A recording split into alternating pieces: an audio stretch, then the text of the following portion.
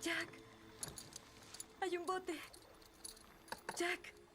The Titanic, once the epitome of luxury and technological innovation, now rests at the bottom of the Atlantic Ocean as a haunting reminder of human tragedy.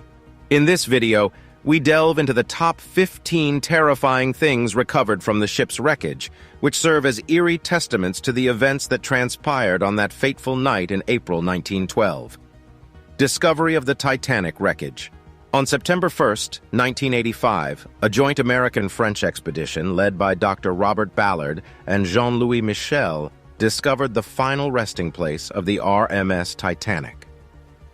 Lying 12,500 feet beneath the surface of the Atlantic Ocean, approximately 370 miles southeast of Newfoundland, the wreckage stood as a time capsule of the tragic event that claimed the lives of over 1,500 passengers and crew members.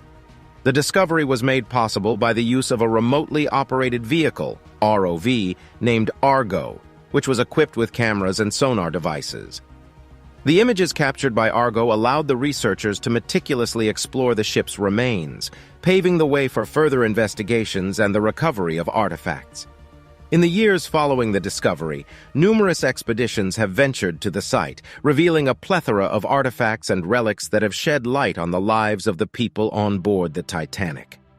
These items, preserved in the depths of the ocean, continue to captivate and terrify us with the stories they tell. The wreckage of the Titanic is scattered over a large area, with the bow and stern separated by about 2,000 feet. The ship's midsection had been obliterated during the sinking, leaving debris strewn across the ocean floor. The vast debris field surrounding the wreckage includes countless personal belongings, pieces of the ship's infrastructure, and other chilling remnants that bear witness to the tragic events of April 15, 1912. Personal belongings and their haunting stories. The personal belongings recovered from the Titanic wreckage provide a window into the lives of the passengers who perished in the disaster.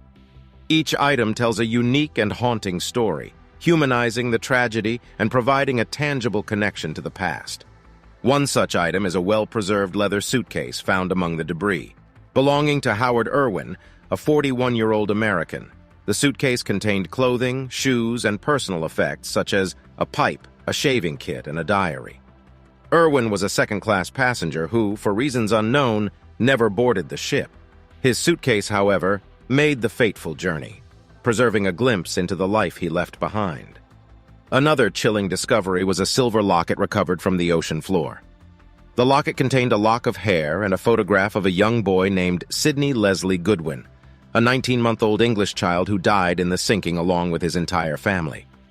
The Goodwin family, consisting of the parents and 6 children, were third-class passengers on the Titanic, seeking a new life in America. Tragically, none of them survived the disaster, and their locket stands as a heartbreaking testament to the lives lost. A gold pocket watch, found in the pocket of a victim's coat, also tells a haunting story. The watch belonged to John Starr March, a 63-year-old first-class passenger who was traveling with his wife, Susan. John's body was recovered by the cable ship Mackay Bennett and was later buried at sea. The pocket watch, stopped at 1:27, serves as an eerie reminder of the time when the freezing waters of the Atlantic claimed his life. Numerous pieces of jewelry have also been recovered from the wreckage, each carrying a unique and often tragic backstory. A pearl and diamond pendant found among the debris belonged to Eleanor Widener, a first-class passenger who survived the disaster. Her husband and son, however, were not as fortunate. The pendant, a gift from her husband, remains a symbol of the love and loss she experienced that night. Clothing items, such as a beaded black dress, have also been discovered. The dress is believed to have belonged to a young woman named Helen Churchill Candy, a survivor of the sinking. An accomplished author and journalist, Helen was traveling to New York to care for her injured son.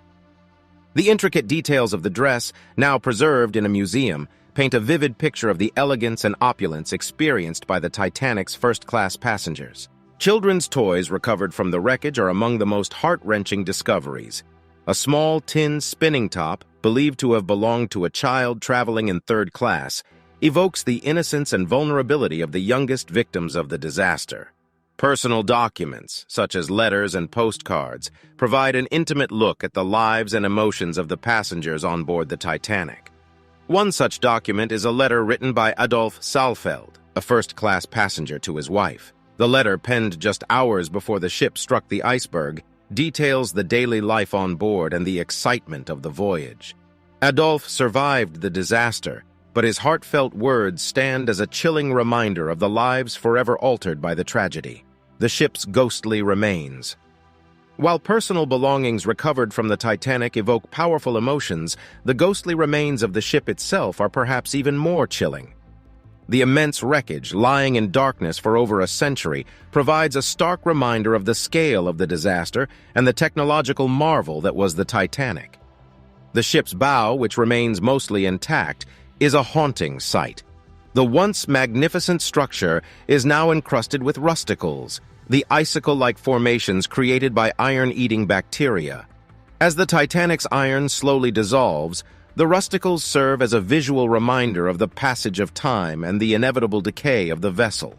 One of the most iconic features of the Titanic, the grand staircase, is now nothing more than a ghostly impression on the ocean floor. The elegant wooden structure, once a symbol of luxury and opulence, was consumed by the sea, leaving behind only the faint outline of its former grandeur. The eerie void where the staircase once stood evokes a sense of loss and the passage of time, as nature reclaims the remnants of human achievement. The ship's boilers, colossal in size and once responsible for powering the Titanic's engines, now lie scattered among the wreckage. These rusting giants are a testament to the sheer power of the ship and the innovative engineering that propelled her across the Atlantic. The sight of the boilers, now cold and lifeless, serves as a chilling reminder of the ship's tragic fate. The ship's cargo hold, which once carried a treasure trove of goods and valuables, now reveals a collection of eerie artifacts. Among these relics are the remains of a 1912 Renault automobile, which was being transported by first-class passenger William Carter. The car, now a rusted shell of its former self, represents both the technological advancements of the time and the fragility of human achievement in the face of disaster. The stern of the Titanic, which was shattered during the sinking, lies in a state of chaotic disarray. The twisted metal and debris strewn across the ocean floor provide a stark contrast to the relative preservation of the bow. The destruction of the stern is a haunting reminder of the immense forces at work during the ship's final moments and the devastating impact of the disaster on both the ship and its passengers. The tragic fate of the band.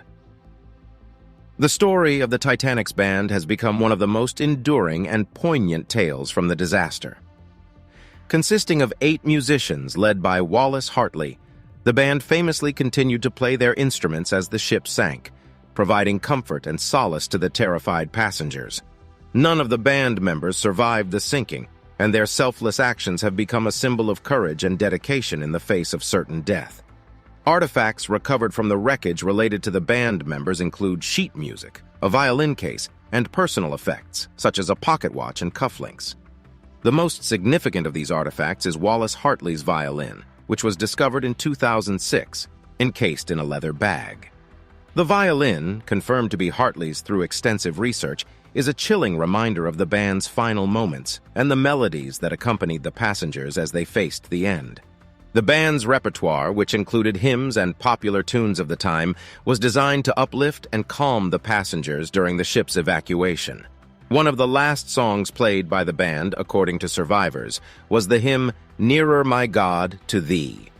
The haunting melody continues to evoke powerful emotions and serves as a tribute to the band's bravery and sacrifice.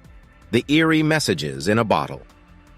The messages in a bottle recovered from the Titanic wreckage provide a chilling and intimate look into the thoughts and emotions of the passengers and crew during the ship's final hours. These messages, some hastily scribbled on scraps of paper or postcards, capture the desperation, hope, and fear experienced by those on board as they faced their tragic fate. One such message, written by a 19-year-old crew member named Jeremiah Burke, reads, "From Titanic, goodbye all, Burke of Glanmire, Cork." The message, placed in a small bottle and thrown overboard, was discovered a year after the sinking, washed ashore in Ireland. Jeremiah's simple and poignant farewell serves as a haunting reminder of the lives lost and the final moments of those on board the doomed vessel. Another message, written by a passenger named Paul Danby, was penned on a postcard and thrown overboard as the ship began to sink. The message reads, "Sinking fast, women and children in lifeboats, unable to make any headway with the lifeboats, ship going down fast." The postcard, discovered by a fisherman off the coast of Newfoundland in 1913, provides a harrowing glimpse into the chaos and confusion that unfolded during the ship's final moments. A third message, written by a crew member named Frank Tower, was found in a bottle near the wreckage site. The message reads, "Our ship is going down fast. We are now in the water, and I am holding on to a piece of wood." Frank's desperate words capture the terror and despair experienced by the crew as they struggled to survive in the freezing waters of the Atlantic. The unsinkable Molly Brown's artifacts. Margaret Molly Brown, a first-class passenger on the Titanic, is remembered for her courage and leadership during the disaster. Brown, a wealthy American socialite, helped to evacuate other passengers and eventually boarded lifeboat number 6. Throughout the ordeal, she encouraged the women in her lifeboat to row and urged the crew to search for survivors in the water. Brown's actions earned her the nickname the Unsinkable Molly Brown, and she became a symbol of resilience and bravery in the face of tragedy. Artifacts related to Molly Brown have been recovered from the wreckage, providing a glimpse into her life and experiences on board the Titanic. Among these artifacts is a silver cup engraved with her name, which she used to drink champagne during the voyage. The cup, now tarnished and corroded, stands as a testament to the luxury and opulence experienced by the ship's first-class passengers, as well as a reminder of the extraordinary woman who defied the odds to survive the disaster. Another artifact related to Brown is a letter she wrote to her daughter after the sinking, describing her experiences and emotions during the ordeal. In the letter, Brown recounts her efforts to aid her fellow passengers and the chaos that unfolded as the ship sank. The letter, which was not recovered from the wreckage but has become part of the Titanic's historical narrative, provides a chilling and personal account of the disaster from the perspective of one of its most famous survivors. The Heart of the Ocean necklace myth. While the 1997 film Titanic brought the story of the ill-fated ship to a new generation, it also introduced a fictional element that has since become part of the Titanic lore, the Heart of the Ocean necklace. In the film, the necklace features a large, heart-shaped blue diamond that is said to have been on board the Titanic when it sank. The necklace's storyline, though purely fictional, has captivated audiences and fueled speculation about whether a similar artifact actually exists among the wreckage. In reality, there is no evidence to suggest that a necklace like the Heart of the Ocean was on board the Titanic. The closest historical parallel is the story of a diamond necklace owned by Kate Florence Phillips, a young Englishwoman traveling in first class with her lover, Henry Morley. The necklace, called the Love of the Sea, was given to Phillips by Morley during the voyage, symbolizing their love and the beginning of their new life together. Both Phillips and the necklace survived the sinking, but Morley tragically perished in the disaster. The Heart of the Ocean necklace myth, while a captivating element of the Titanic story, is ultimately a creation of Hollywood. However, the real-life artifacts and stories of love, loss, and survival associated with the Titanic continue to fascinate and haunt those who delve into the history of the ship and its passengers. The Creepy Doll Collection. Among the most haunting artifacts recovered from the Titanic wreckage is a collection of dolls, once cherished playthings of the children on board the doomed vessel. These dolls, now worn and damaged by time and the elements, serve as eerie reminders of the young lives lost and the innocence shattered by the disaster. Each doll has a story to tell, providing a haunting glimpse into the world of the Titanic's youngest passengers. One of the most chilling dolls recovered from the wreckage is a porcelain doll named Little Miss Fortune. The doll, found among the debris on the ocean floor, wears a tattered dress and has a cracked, discolored face. Little Miss Fortune is believed to have belonged to a young girl named Elin Esther Maria Palsson, a 5-year-old Swedish child traveling in 3rd class with her family. Tragically, Elin and her 3 siblings, along with their parents, perished in the disaster. The eerie presence of Little Miss Fortune serves as a heart-wrenching reminder of the young girl who once played with her and the family that was lost to the sea. Another doll, a bisque figurine of a baby, was found in the wreckage near the body of Sidney Leslie Goodwin, the 19-month-old English boy whose locket was mentioned earlier.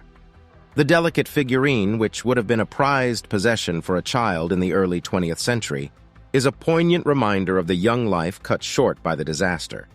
The discovery of the doll near Sidney's body, along with the locket, provides a tangible connection to the grief and loss experienced by the Goodwin family. A 3rd doll, made from celluloid and featuring a hand-painted face, was discovered near the stern section of the wreckage. The doll is believed to have belonged to a young girl named Lillian Gertrude Asplund, a 5-year-old American who was traveling in 3rd class with her family. Lillian was the only member of her family to survive the sinking, as her mother, father, and 3 brothers all perished in the disaster. The celluloid doll, now preserved in a museum, is a chilling reminder of the devastation experienced by Lillian and the countless other children who lost their families on that fateful night. The Tarnished Pocket Watch. Among the many artifacts recovered from the Titanic wreckage is a tarnished pocket watch that once belonged to John Starr March, a 23-year-old English steward working in the ship's first-class saloon. The pocket watch, with its cracked glass and corroded metal casing, serves as a chilling reminder of the crew members who lost their lives in the disaster and the passage of time since the ship's tragic sinking. The watch was discovered near the remains of March's body, which was found still wearing his steward's uniform. The time on the watch is frozen at 2:28 a.m., just a few minutes after the Titanic sank beneath the waves. This haunting detail provides a tangible connection to the ship's final moments and the desperate struggle of the crew members to save the passengers and themselves. The ill-fated captain's cabin. The Titanic's captain, Edward J. Smith, was a seasoned mariner with a distinguished career. However, his legacy would be forever tainted by the disaster that befell his final command. The artifacts recovered from the captain's cabin provide a haunting glimpse into the life of the man who captained the ill-fated vessel and the tragedy that unfolded under his watch. Among the items discovered in the captain's cabin are personal effects, such as his shaving kit, a uniform button, and a pair of eyeglasses. These everyday items, now corroded and worn by time, serve as a stark reminder of the man who once commanded the greatest ship of his time, only to see it meet a tragic end. Another artifact found in the captain's cabin is a set of keys that once belonged to the ship's purser, Herbert Walter McElroy. The keys, which would have granted access to the ship's safe and various secure compartments, are a chilling reminder of the valuables and treasures that were lost with the Titanic.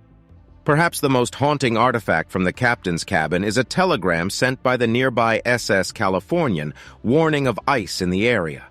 The telegram, which was never acknowledged by the Titanic's wireless operators, serves as a stark reminder of the missed opportunities and miscommunications that contributed to the disaster. The chilling presence of the telegram in the captain's cabin is a testament to the tragic course of events that led to the sinking of the Titanic. The frightening last meal remnants.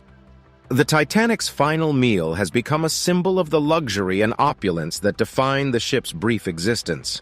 The artifacts recovered from the ship's dining rooms and kitchens provide a haunting glimpse into the culinary world of the Titanic and the passengers who dined on its final, fateful night. One chilling artifact is a set of silverware still bearing the ship's emblem, found scattered across the ocean floor. The tarnished cutlery, once used by the passengers to enjoy their lavish meals, now serves as a poignant reminder of the lives that were lost and the final moments of normalcy before the disaster struck. Another eerie remnant is a stack of porcelain dinner plates discovered in the ship's debris field. The plates, which were once used to serve sumptuous dishes to the Titanic's first-class passengers, are now cracked and worn by time and the elements. The presence of these plates, along with other dinnerware, provides a chilling connection to the culinary world of the Titanic and the passengers who unknowingly enjoyed their last meal. The lost works of art. The Titanic was not only a marvel of engineering and luxury, but also a floating gallery of exquisite works of art. Many of the ship's passengers and crew brought with them valuable paintings and sculptures to transport across the Atlantic.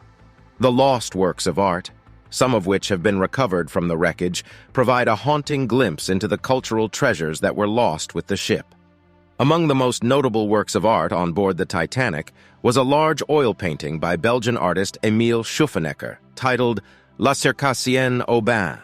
The painting, which depicted a beautiful woman bathing in a serene landscape, was being transported by its owner, Swedish businessman Moritz Håkan Björnström Stefansson, who survived the disaster.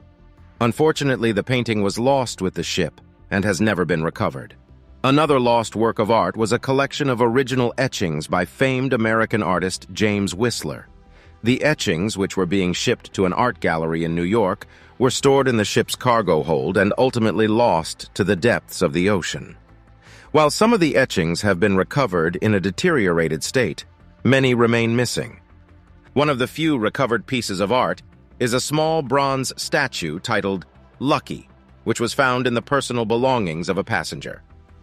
The statue, depicting a cherubic figure, is a haunting reminder of the hopes and dreams of the passengers who perished in the disaster. The mysterious third-class shoes. Among the many artifacts recovered from the Titanic wreckage, one of the most enigmatic discoveries is a large collection of shoes belonging to the ship's third-class passengers. The shoes, scattered across the ocean floor in close proximity to one another, have puzzled researchers and stirred the imagination of those intrigued by the ship's tragic history. The origin of the mysterious shoes is believed to be linked to the third-class cabins located at the stern section of the ship, where many of the impoverished passengers resided. When the Titanic sank, this area was among the last to go underwater, allowing for the possibility that the shoes were either washed out of the cabins or discarded by passengers in the final moments of the disaster. One theory suggests that the shoes were left behind by third-class passengers attempting to make their way to the upper decks in search of lifeboats. In the chaotic scramble to escape the sinking ship, many passengers may have removed their shoes to improve their mobility or discarded them due to water damage. The shoes, left behind in the frenzy, would have eventually sunk with the ship and settled on the ocean floor. Another possibility is that the shoes were part of a cargo shipment that was being transported across the Atlantic. The Titanic was known to carry various goods and materials in its cargo hold, including textiles and clothing. The close proximity of the shoes to one another could indicate that they were part of a shipment that was dislodged during the sinking and scattered across the ocean floor. Regardless of their origin, the mysterious shoes serve as a haunting reminder of the lives lost in the disaster and the struggles faced by the ship's third-class passengers. The shoes, ranging from sturdy leather boots to delicate lace-up slippers, provide a tangible connection to the people who wore them and the world they left behind. The stories behind some of the shoes are particularly poignant. One pair of small, worn leather boots is believed to have belonged to a young Irish boy named Eugene Daly, who was traveling to America with his sister in search of a better life. Eugene, who was just 20 years old, perished in the disaster, while his sister Margaret managed to escape on a lifeboat. The discovery of Eugene's boots on the ocean floor serves as a chilling reminder of the young life cut short by the tragedy. Another pair of shoes, belonging to a young woman named Milvina Dean, tells a tale of survival. Milvina was just 9 weeks old when she boarded the Titanic with her family, and she remains the youngest survivor of the disaster. Milvina's shoes, which were recovered from the wreckage and eventually returned to her, serve as a powerful symbol of hope and resilience amid the tragedy. The mysterious third-class shoes, whether left behind by desperate passengers or part of a cargo shipment, provide a chilling and poignant insight into the world of the Titanic's most vulnerable passengers. As we remember the lives lost in the disaster, the haunting artifacts from the ship's third-class cabins serve as a powerful reminder of the human lives that were forever altered by the events of that fateful night. The chilling iceberg impact relics. The Titanic's collision with an iceberg on the fateful night of April 14, 1912, sealed its tragic fate and set in motion a series of events that would lead to the loss of more than 1,500 lives. The chilling artifacts recovered from the wreckage that bear the scars of the iceberg's impact provide a tangible connection to the moment of disaster and the terrifying force of nature that sealed the ship's doom. Among the most haunting of these artifacts is a section of the ship's hull, torn and twisted by the force of the collision. The massive steel plates, once a symbol of the Titanic's strength and resilience, now lay mangled on the ocean floor, a testament to the destructive power of the iceberg. This piece of wreckage, referred to as the Big Piece, measures over 20 feet long and 12 feet wide, and its recovery from the depths of the ocean has provided invaluable insights into the events that led to the ship's sinking. Another chilling iceberg impact relic is a piece of the ship's railing, found near the bow section of the wreckage. The railing, once a sturdy fixture on the ship's deck, is now bent and twisted, a haunting reminder of the chaos and destruction that unfolded in the moments following the collision. The damaged railing serves as a poignant symbol of the lives that were forever altered by the disaster. The ship's massive anchor chain is another artifact that bears the scars of the iceberg's impact. The chain, which would have been used to secure the Titanic's enormous anchor, is found tangled and twisted on the ocean floor. The mangled chain provides a chilling insight into the force of the collision and the immense weight of the ship that was dragged to its watery grave. One of the most enigmatic artifacts related to the iceberg impact is a small piece of the iceberg itself, preserved in a glass vial. The vial, which contains a fragment of ice retrieved from the site of the collision, serves as a chilling reminder of the seemingly innocuous natural element that led to one of the most devastating maritime disasters in history. The preserved ice, a symbol of the ship's tragic encounter with nature, provides a tangible connection to the moment of disaster. In addition to these physical artifacts, the chilling testimonies of the Titanic's survivors provide a haunting insight into the terrifying moments following the iceberg's impact. Passengers and crew members alike have recounted the shuddering vibrations that rippled through the ship upon collision, the eerie sound of twisting metal, and the sight of the iceberg's looming shadow as it scraped against the ship's hull. These testimonies, along with the chilling artifacts from the wreckage, serve as a powerful reminder of the human lives that were forever altered by the events of that fateful night. The Marconi Room's desperate messages. The Marconi Room on the Titanic played a pivotal role in the ship's tragic story, as it was the center of wireless communication with the outside world. The desperate messages sent from the Marconi Room during the ship's final hours provide a chilling and haunting insight into the panic, despair, and heroism that unfolded on the doomed vessel as it succumbed to the icy waters of the North Atlantic.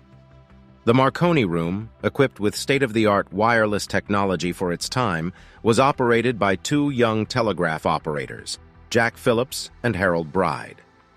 These men were responsible for transmitting and receiving messages to and from other ships and shore stations, relaying information about the ship's progress, ice warnings, and personal messages for the passengers. However, on the night of April 14, 1912, their role would take a dramatic turn as they became the lifeline for the sinking ship.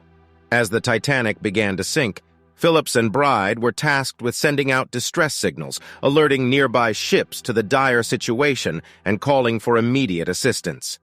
Their messages, transmitted in the form of Morse code, were a mix of standardized distress signals such as CQD, all stations distress, and the then new SOS, Save Our Souls signal. The chilling transcripts of these messages paint a harrowing picture of the unfolding disaster, as the telegraph operators desperately tried to summon help while the ship was rapidly sinking. The messages reveal a progression of increasing urgency, with phrases such as, "We are sinking fast," and "women and children in boats," cannot last much longer. The frantic tone of these messages provides a haunting insight into the terror and desperation experienced by the crew as they faced their final moments. Among the most poignant messages sent from the Marconi Room is the final transmission, sent at 2:17 a.m., just minutes before the Titanic disappeared beneath the waves. This message, consisting of a simple CQ, all stations, followed by a series of random letters, is believed to have been an attempt by Phillips to maintain communication with other ships as the power supply to the Marconi room began to fail. The chilling finality of this message serves as a stark reminder of the human lives that were forever altered by the events of that fateful night. The artifacts recovered from the Marconi room, including pieces of the wireless equipment, headphones, and telegraph keys, provide a tangible connection to the desperate messages sent during the ship's final hours. These haunting artifacts, along with the chilling transcripts of the messages, serve as a powerful reminder of the bravery and sacrifice of the telegraph operators who remained at their posts until the very end.